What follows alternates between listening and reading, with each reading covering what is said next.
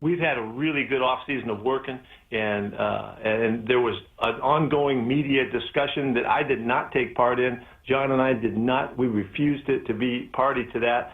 And Russ did what he could once he saw it happening to stay as quiet as he could, because it was going to play and have a life of its own anyway. So what it amounted to was, I think, a refocusing, making sure that we were on the same page, making sure that we were clear so that we could withstand any of the scrutiny that would come towards us, and we did that. Hold on. Did he just give Russ credit? He did. He did. What a Jedi Master. He's trying to pull a "these are not the droids you're looking for" moment. I'm like, Russ did a really... Wait, what?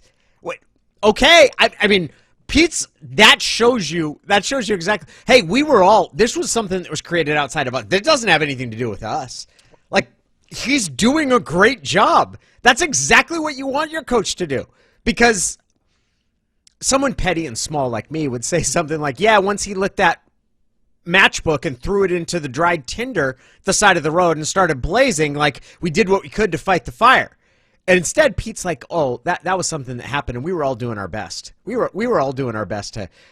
Yeah, Russ was right there, too. Once he realized what was going on, he was right there with us. He makes it sound like they all had a conversation about how Russ should handle it as well, and that Russ should stay quiet after the fact, too. I think that happened. You do? Yes, and I think that happened. You remember when Pete, and it was after, might have been the first day of the draft, or maybe it was the draft press conference before the draft, when I believe Joe Fan even asked him about the teams being disclosed that he would, and Pete basically said, yeah, that didn't need to happen. And I think that at that point, once it got to that level, I think they did talk to Russ about not talking anymore. I think they did have that conversation, but that's as close as you're going to get to Pete letting you in on that secret. Wouldn't Russ saying something, though, have been better? Say that the Seahawks sat back this entire time, and this is all floating in the air like a rank passing of gas. Shouldn't he have perhaps come out, if this is all fine, said, yeah, this is, I'm still the quarterback of this team? Or were all of the subtle things that he did, like saying go Hawks again, enough? Oh, I think Russ could have handled it significantly differently. And would it have helped if he would have acknowledged and said, my bad, sorry, didn't mean for it to get that way? Maybe. I would just say this.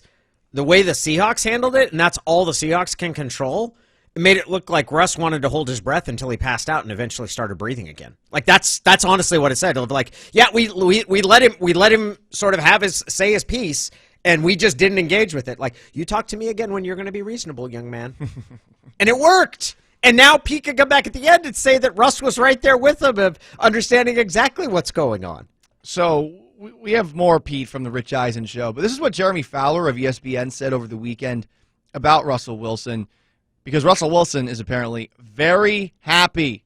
Russell Wilson was very happy with the move Seattle made to get Gabe Jackson, said Fowler on SportsCenter yesterday. Tight end Gerald Everett, they got a receiver in the draft, and so I'm told Pete Carroll behind the scenes heard Russell Wilson and understood his frustrations, Danny, so he tried to keep an open line of communication with him over the last few months.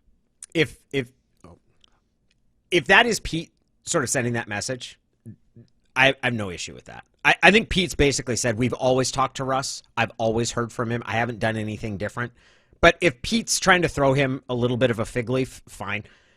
I don't put much stock in a report that Russ is happy with what they've done this offseason, because I don't think Russ's attitude about that right now tells me how he's going to act in February if they go.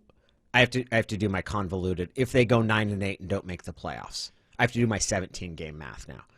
I don't think that tells me. I think it will depend upon the results. It's all results. Yeah. What I would be interested in knowing, so if one of the NFL insiders that brokers in the anonymous information would be able to step to and be able to, does Russ feel bad about what happened? Yeah. Does Russ, that's, honestly, I'm interested. I don't know if you can get that answer from him. And I don't know, does Russ feel bad about what the way he talked about the situation in the week after the Super Bowl? Does he feel bad? What do you think the answer to that is? Because I think it's no. I don't think he feels bad about it at all. I feel like if you go through this Fowler report, where his beef is apparently as simple as, quote, hey, we're not getting to a Super Bowl anymore. I believe I can help us get there. I have some input. That's it. I believe Russ is surprised that he didn't get more public support. I believe Russ was stung by a little bit of the public reaction. I don't think that necessarily means Russell believes he was wrong. There's enough evidence in Russell's history of doing and acting on what he says and feels is right, whether it's sticking with baseball when he was at NC State or transferring to Wisconsin. All of those different things that he's done that have proven to be right. But I think Russ was stung. I think he was stung by the lack of public support for what he said.